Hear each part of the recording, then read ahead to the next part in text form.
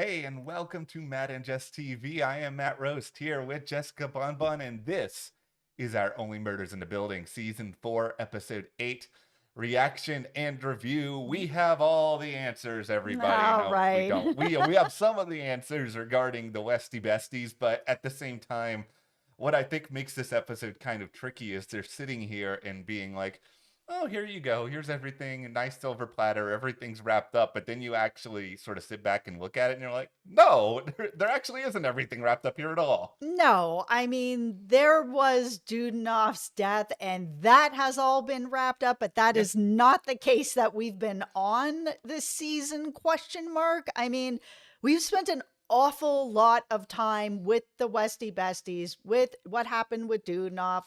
We've gotten answers on all of that. We still don't know who was in Dudenoff's apartment that, took the shot and got Sazz, and Sazz is gone. It's just like, I feel like I've been taken on a really fun ride with Dudenoff and what was going on over there and all that.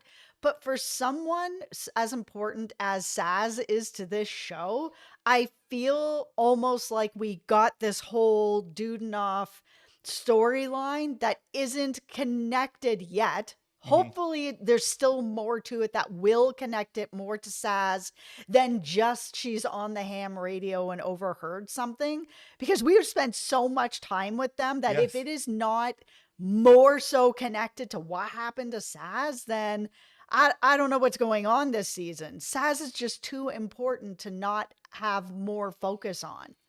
I think the question is, what's a red herring and what's not? I don't know what to call what's not a red herring. A blue herring? I don't know. But it's just a situation here where maybe Dudenoff's death, like that part of it might be a red herring. But I think coming out of this episode, there have to be some pretty big questions that the trio look to the Westies for, including one of the ones you mentioned.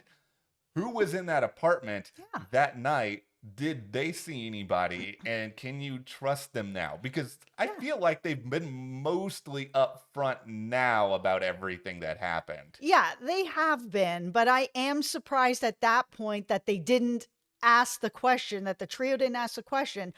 Okay, now that you guys have told us everything, we know about these pretty serious crimes that you guys have committed besides, fraud. You guys burn this body. That's a jailable offense. Like, these are pretty big crimes that they've committed. That's like, okay, we know everything that you're doing. We're gonna be okay with it. We're gonna not report on it in our podcast. Now we need you guys to actually help us. Who else has access to this apartment, or have you seen anybody actually get into this apartment? Please let us know anything at this point. Where was that question? Well, it's a pretty important question because, I understand that the Westy Besties can't see everybody that's in that hallway, but at the same time, they have been established to be moderately nosy with each other. They're always kind of playing cards together. They're hanging out. It feels home all the time. Yeah, it feels to me like one of them probably saw something. And it's not necessarily that they might be intentionally withholding information or whatever. It's just that, things have happened over a certain course of time here, and they may not remember exactly who they saw at a given day, at a given time. And plus, if whoever was in that apartment is somebody who has been in that apartment a number of times in the past, then it might not have seemed unusual at all that they were there. Okay, but before we get too far into this, make sure you hit that subscribe button. We are covering Only Murders in the Building here 3 times a week with previews, reviews on Tuesdays, and theories on Wednesdays. We are also covering 2 brand new shows here. It is spooky season. We are covering Teacup here at the channel, which is about a family that all gets trapped at their farm and weird things are happening to them. So far, so good. The show is quite good. They've aired 2 episodes already. And then we are also covering Sweet Pea, which sounds like it should be like a very sweet show, but it's not. It's a dark comedy, mostly dark, Yeah. about a young woman who just is pushed to her limit and she just can't take it anymore. And she's got a kill list and she is checking it twice. Like, it is really dark, but it's a lot of fun. So hit that subscribe button so you can check out all our shows. And it also really helps Matt and I here at the channel. Thank you. Thank you guys so much. And if you want to help us further, join our Patreon for exclusive coverage of The Penguin, which has been really, really fun so far. We've had some great discussions on that show. So that link to our Patreon is in the description. And thank you so much for your support. Okay, let's dive into what Helga has told our trio, because if you listen to exactly what she's saying and the way that the show has, shown it to us, it looks like she is saying that Glen is Sazz's protege. Yeah. And if that's the case, then everybody out there that has been feeling like Glen is shifty, Glen's behind this, Glen has motive, Glen also has means he would be able to do all this. I know Glen's in the hospital right now, but you guys got to be feeling pretty good about that there's more smoke around this theory that he's involved. I mean, you have brought this up as well, the idea that Paul Rudd is quite prevalent this season, and if he was just here for a haha, why is he in so much of the season? I know. I initially thought that this was just a cameo, and I thought, why are they giving him too much airtime? And then it became a bigger thing, and then I started going down the Glen is the killer rabbit hole. I mean, that's changed a lot over the past week or so, but it still feels like the show clearly wants us to think a lot about him. Now, do I think that he is actually responsible for Sazz's death? Right now, I'm kind of leaning no, but at the same time, the show is clearly making us think, and this is a big word, think, that, okay, Glen may have been obsessed with Sazz on some project in the past. He clearly made Sazz very paranoid, very worried, and it sort of makes you think that. Plus, we've seen Glen's a little bit unstable, a little bit unhinged. She's seeing rats all the time. So is it really out of the realm of possibility that he could do this? Like, these are the questions they want us thinking about. Yeah. So Sazz has said, quote, he's dangerous and he's going to be the death of me. And now I mean, you're going to be the death of me, or he's going to be the death of me, is a saying that's been said since time. I don't think most people think that means that person's going to kill somebody. It's like, Matt, you're going to be the death of me. Oh, Jess, you're going to be the death of me. Like, it's just a saying. It's not actually, to me, anything. Now, the fact that Sazz said that her protege is dangerous, I mean, that goes into some more stuff that was kind of out about this, because Sazz had talked about this stuntman on a movie project called, I'm going to butcher this name, Rono Kokoma. Yeah. Okay, Rona Kokoma, that he was her protege and he had, quote, messed up really bad and was harassing her. So when we have Mabel then look it up on IMDb, and in real life, IMDb is not reliable, but I think a lot of people feel that it is. And I think the show is going forward with the idea that IMDb is like a reliable source, but truly anybody can go in there and do whatever they want to it. It's like Wikipedia. So that she goes on to IMDb, sees that Glen is the stunt person who was on this movie, and then we get this cut to Glen in bed wiggling his fingers. So tinfoil hat. All right. Is it possible? We've got a couple things here. Okay. Is it possible that Glen was the protege? We know that he's dangerous and he takes a lot of risks, that maybe Sazz was just like, he messed up really badly on this set, and now Glen has bad feelings towards Sazz about it, where he's kind of like, hey, I was doing this work on here. I messed up really bad. You were my teacher. Like, how did you let this happen to me? And he's blaming her for it and was harassing her about it. Or is it possible that there was two stunt people that were on this movie, and the first person was her protege? Yeah. And Glen came in as the professional afterwards, and that's why he's listed on IMDb. and the first protege messed up really badly and Mhm. got fired and is not Yeah. listed as the person who was the stunt person, and that it's actually not Glenn. They are definitely making this look simpler than it probably is. And that's why there are these things that are going on here, because it is very well plausible that, yeah, the original stunt person ended up getting dismissed. And I mean, then we go into this question of like, okay, well, who is this stunt person really? There are, there's a number of people throughout this season that it could have been.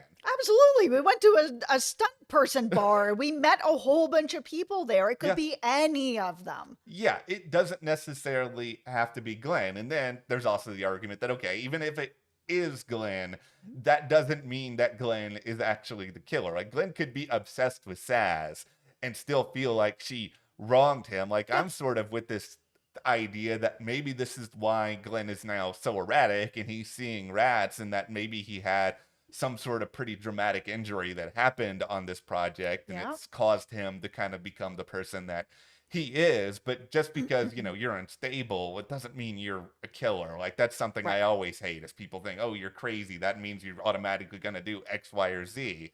Like, Yeah. I don't think Glenn's that. I don't think that Glenn is necessarily that person, and I say this as somebody who thought he was earlier this season. No, I don't think that Glenn is the killer now. Who do I think is the killer now? I still don't know. Like, where we are this season, I'm still like, could be anybody. All theories on the table still, guys. Like, but yeah, I think that the way that this scene was worded, scripted, having Mabel on IMDb and then showing Glenn, the show to me feels like they really want us to think that Glenn is her protege. And it's Yeah. possible. I mean, we are going to be going into episode 9, so we are getting to the end, but we are only in episode 8. So because Yes. we're only here, the idea that it's Glenn, to me, I just feel like we're being led down this path where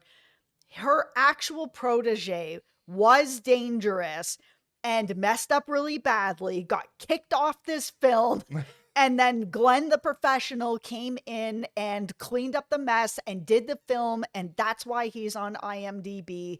And that's why then I guess maybe we're going to see the trio. I'm sure they're going to want to get some answers of like, well, okay, tell us about this movie. What was going on? Yeah, like, I'm sure there's going to be some sort of meeting of the minds that happen here, and Glenn may tell them a little bit of the truth, the full truth, the half truth. I mean, he may come in and replace somebody. He might know who this person was, but not where they are now. And it could sort of set off this chain of events that goes in all these sort of different ways. And you are right, though, about how difficult this season is in particular to figure out. Like, there are a million different theories out there, and I've tried to pay attention to a lot of them. Like, I've heard this theory of, oh, Sazz is still alive and Sazz is still out there, but it's just the more that I think about it, is it, I guess, theoretically possible? Yeah. Sure, but it's just, there's a lot to put Charles through. Like, you would have to have a really good reason that, you're faking your own death, that you think that this person who, is really out to get you is so out to get you that you have to fake your own death in order to somehow then implicate them. Yeah, she would have to really feel like her own life is in some sort of danger because she's cracked the case or something that's going on with this bigger picture of who's been involved since season 1. But at the same time, she has had all this information that she's been collecting, we don't know for how long, Yeah. about that there could be somebody from season 1 Yeah. that's been looking to kill Charles, and she has said nothing until season 3. Yeah. I mean, she also ended up having an affair with Cookie and taking her from Charles. Like, as much as all of us really like Sazz and Yeah. like, her character and her relationship with Charles, there are some things that Sazz has done to Charles that are questionable, like having an affair with his woman, like having this much information that could get Charles killed and waiting this long to tell him. So would she then maybe not, fake her death and not tell him what's going on? Maybe, if she thinks that this is for a greater good. Yeah, Sazz is just a hard character to figure out for Yeah, all of those reasons because, yeah, she does have this history of not being upfront with him or doing things right. that are going to make him upset. Like, I know there's this other theory out there that maybe Sazz secretly wrote or co-wrote the movie, and I'm sort of sitting back and being like, would she really do all this and not have a conversation with Charles about it at Yes. all? Yeah, I Yeah, think she would. yeah, I think she actually would, but then that, of course, goes into this whole thing that, oh, maybe Marshall did it. And it's just like, I haven't seen anything from Marshall yet that makes me think that he's even remotely capable of any of this so far. Yeah, I mean, we've seen like yeah, he had his episode and that's great or whatever, Yeah. but like I don't know. I know that there are some people out there that feel that Marshall's behind it and I mean, anything is possible at this point. Why did we get a whole episode of Yeah. Marshall? Like there's got to be a reason for it, right? The only argument I can really make for Marshall is he's willing to put on like that fake beard or whatever. So Right. maybe he's willing to have a bunch of fake personas and, that he's a lot more than he's made out to be. But that's Yeah. still us basically making things up when there's not a ton of evidence pointing us there yet.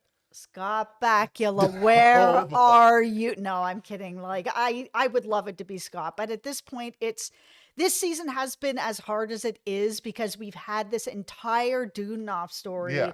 going on the whole time about another death that's happened that seemingly is not that connected to anything outside of Helga talking to Sazz on the ham radio and whoever killed Sazz was in Dudenoff's apartment. And that's all she wrote. Okay, I am wanting to think here, and this is where we're going to start to get a little bit really, really crazy, is that, okay, these Westy besties, they had to be pretty paranoid about this plan that they've constructed to the point that they were not willing to tell Helga pretty much anything about what Dudenoff really did. I mean, granted, He asked. Dudenoff didn't want that, but still, this is somebody they were close to, and they know that what they're doing when it comes to this rent control scheme, that this is not exactly above board. So I want to think that maybe one of them, I mean, we're in this world where there's these hidden cameras in all these different places. Maybe do they have a hidden camera of their own in a Dudenoff place? Do they have something watching the door? Do they have a way to monitor who's entering the correct password? I think at the very least, the Westies are going to be used in some way to help identify and figure out the killer. Okay, I'm just going to make an admission here, and everybody brace yourselves accordingly. I'm still not fully off Helga. Bruh. Okay, you can bruh me. No, it's I'm kidding. fine. I'm It's kidding. fine. Okay, because here's the thing. We still don't know that much about her. Like, Mhm. yeah, we know what she does professionally. Mhm. Yeah, we know that she lived with the Wesley Besties for a while, but she still could have something on the side here. And she might have used this whole situation with Dudenoff's death to kind of conveniently exit stage right. She can then come back at any point. Like, she knows the password, she knows a way to get in there. She had some sort of relationship with all of them. I'm just thinking a lot about who are people who would not be suspicious that they were there, who are people who are kind of unaccounted for the night that Sazz died. And also, she may not be telling the full information to the trio. Clearly, she was listening in to Sazz on the ham radio and she heard some things about Glen, but she might be like, hey, look over there at Glen, when in reality, she may have her own history with Sazz. Like, she may have her own reasons to want to take Sazz out that we just don't know about, or she might have been hired by somebody else in order to do it, and that would sort of help explain maybe why somebody else on the film for X, Y, or Z reason that would have been on the West Coast, like why they would still be able to be sort of the big bad here, even if they're not the one who actually committed the act. Yeah, I mean, the thing about Helga is that she didn't know that Dudenoff was dead, but at the same time, she had been suspecting that the Westy Besties were involved in something that happened to Yeah. him. So she's been behind the scenes kind of snooping around and looking through whatever to try to figure out what actually happened to him because she just didn't believe what was presented, which is that she had this really, deep connection with him, almost like a father figure. And then all of a sudden he's writing her a note being like, hey, I'm going off to Portugal, all the best. I thought this would be best in a note sort of thing, that it's just like, I get why she was suspicious that something had happened. I just feel like now that we've gotten here, Hmm. if she did do this, now she's going to be in, backing out the door mode because she's seen an actual film of Dudenoff kind of being like, hey, the reason I didn't tell you any of this is like, you already lost your dad. I didn't want to put you through this as well. I just didn't think, you needed to go through this again. So I'm protecting you, sort of thing. She knows the truth now, Yeah. but she didn't know the truth then. It's all so complicated because I there's a part of me that's like, okay, Helga is still a stretch, but it's sort of at the same time. Sazz explicitly said last season that she heard a lot of bad chatter over the ham radio. Right. Who is she hearing this from? We've yet to hear anybody else on the film, anyway, be an active ham radio user. And it's kind of unusual that then that person, whoever they are, is now no longer using the ham radio. Is there just like their use with it done and they've just thrown it out the window? Yeah, I mean, they did bring up that Dudenoff was like a hobbyist, sort Yeah. of like Sazz was, and then they all got them, and then they were all part of it. I mean, Dudenoff was obviously very influential to the Westie Besties and Helga and everyone that was there, and they really had an important bond. Hmm. But Sazz did say that there was a lot of chatter, and chatter to me means more than one person was talking about this, that Yeah. he's got some enemies out there. We do know from Ben that that is true, that there are some things that Charles has done, whether on purpose or not on purpose, that have affected people in a way that they have carried it their whole lives. Okay, I'm going to present now two full theories on what exactly happened here because if you guys watched our theory discussion last week, which, lots of great feedback on that, which was exciting, that Lester is the big bad behind Yeah. everything. And now I might have taken a couple of L's when it comes to Lester's relationship with Dudenoff, but that's fine. I'm still on Lester Island. Are you with me on Lester Yeah, Island? I'm on. Lester. It feels like if he is the Sixth Avenue slasher and the bodies are on the property, that these murders are happening, and he may not necessarily, for me, be behind all of them. Like I think Jen killed Tim. Like Poppy killed Bunny. Those things actually happened. Hmm. But I think for Lester, if he is the Sixth Avenue slasher, that he has these bodies buried on the property or they're somewhere on the property, that he then needs these other murders to not be happening, because the more that cops are there or the trio are snooping around, the more likely they're going to be able to unbury what he's got buried there. Yeah, and I've heard some comments sort of being like, okay, if he buried all these other bodies, why would he incinerate Sazz? And I think the answer to that is simply that I don't think he is partaking in his slashing days anymore. I think that's all in the past, and I think ultimately whatever happened with Sazz here is pretty haphazard and something he had to figure out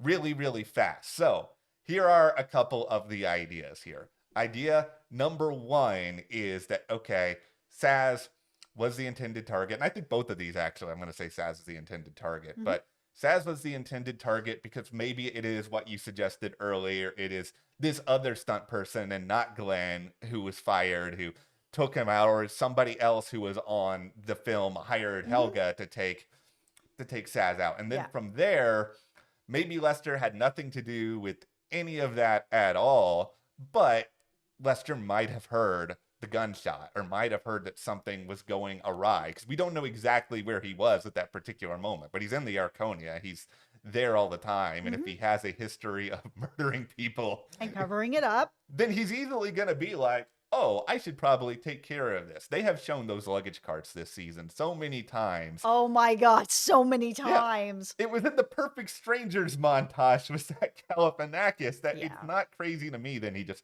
rushes up there with the luggage cart, takes the body, goes down to the incinerator with it, and he's in a hurry. Lester, he's a doorman. He's not a cleaner. He's not going to do like a perfect job with it. So that's idea number one. Idea number two is that Lester orchestrated all of this because Sazz was getting too close to the truth with season one. He had somebody else commit this act over there. I mean, the problem then becomes like, okay, well then who would commit that act, because I thought he was maybe dangling something over the Westies in order to convince them to do it. He could have hired somebody. Yeah, he easily could have hired somebody. It could have still been Helga. There could have been some other sort of secret by there. I'm just saying none of this overrules the idea that Lester is still the big bad. I will say I'm less confident coming out of this episode that Lester's going to be revealed as the big bad this season. It feels like they're going to try to find a way to piece together, okay, well, we have figured out who killed Sazz, but we don't actually know who moved the body and who burned the body, and that's going to be something that's left over to next season. Yeah, I agree. Like, I don't think we're gonna get the overall big bad of the whole show this season. We do have another season coming up, so Yeah. I mean, they can't reveal that yet. Okay, now let's just talk for a moment about a couple of things in this episode that were really fun, because I think this was a much better episode than episode 7 overall. Yeah, I agree. The actors, this is ironically the actor's best performance on the show in a few different ways here, starting with Eugene Levy saying, "I am a Canadian man connected to his rage." Aren't Canadians supposed to be nice? That is the stereotype here. Yeah, it is the stereotype of us Canadians. I'm Canadian, but it's really ridiculous. I mean, we rage. Everybody rages. Charles having his rage moment I thought was also pretty fun. Eva Longoria saying at one point regarding one of the other plans, yeah, here's what I think about that plan. We don't do all of it. The comedy in this episode I think was really, really good, but at the same time, if you're coming out of this just like banging your head against the wall, we understand. We're right there with you. Yeah, I mean, if you weren't really into the Dudenoff storyline, or you were hoping that storyline was going to be way more connected than it was, Yeah. I could see people coming out of this episode a little bit disappointed, because this was the big Dudenoff reveal episode. The whole episode was all about this, and very little was revealed. It was just really at the very end with the protege, and that they were on this movie, and this is what was going on. Like, it was very similar to the last episode, where it was like there was a whole bunch of other stuff going on that wasn't connected to really Sazz's murder, and then in the last 5 minutes they gave you something. Yeah, and it's too early for us to have Glen as the killer and have Glen be the killer. At least Yes, I that's agree. where we both sort of are on it. But yeah, I think that it's a season that's very good. It's a season that's very confusing at times. The thing that I feel like the show is ultimately going to do here, because this is what all great murder mysteries do, is it's going to have a Columbo moment in the finale where it's going to be like, okay, here's how everything happened. And in order to stage that big reveal, the Westies are going to be involved in it. The actors are going to be involved in it. They're all going to have some sort of role to play, so that way John Hoffman and the other producers can sort of just like wash their hands of this season and be like, see, this was all for a purpose. You didn't spend all this time with Richard Kind just because we all love and adore Richard Kind, which we do. Yeah, and are they going to bring in Tony Danza at the end of this to be like, I know who did it? They better not. I do not want to see that. Not because I don't love Tony Danza. I'd like to see him on the show. Now that they've mentioned him, I feel like we're going to see him at some point. Yeah. But like, don't bring him in and have him reveal everything, please. If they do that, Jess is just going to come My head is going to explode. Don't make Jess... If you're going to make Jess's head explode, do it with Scott Bakula being the murderer. Yes. Okay, so we also have a wedding coming up. Yeah. Oliver, and with the help of Zach and, talking through things, Oliver has now planned a wedding at the Arconia, which is so romantic. He's like, this is where we met, and this is where we fell in love. And so the idea that we would get married in this place, and have our love be here every day, it's very romantic. It's very romantic. It's very sweet. And I am still worried that our next death is going to happen at this wedding. I was about to say, and now I'm putting on my hard hat, because I think that the death is going to be at the wedding. And I'm going to put on another hard hat. Oh, no. I'm worried the victim is going to be Loretta.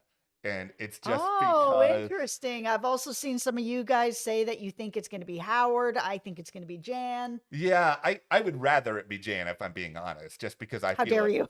Well, listen, It gets Amy Ryan more screen time, which I always, Yes. because we both really love Amy Ryan. Also, it really brings you into a dark world. I mean, my biggest fear on just sort of a meta level is how long are you going to be able to keep Meryl Streep on the show, because she's Meryl Streep. Yeah. So I'm just worried that eventually they're going to do that and they're going to take away they're going to take away Oliver's happiness. I don't want that. I'm going to make that very, very clear. I Yeah. want Oliver to be happy. It's okay to him to be married. And, you know, we can still see Loretta a couple of times. I'm just very worried about it. Well, yeah, I mean, they can be married and she can still be off doing some stuff in LA and traveling back and forth. Like, they can make this work where they don't have Meryl in every episode.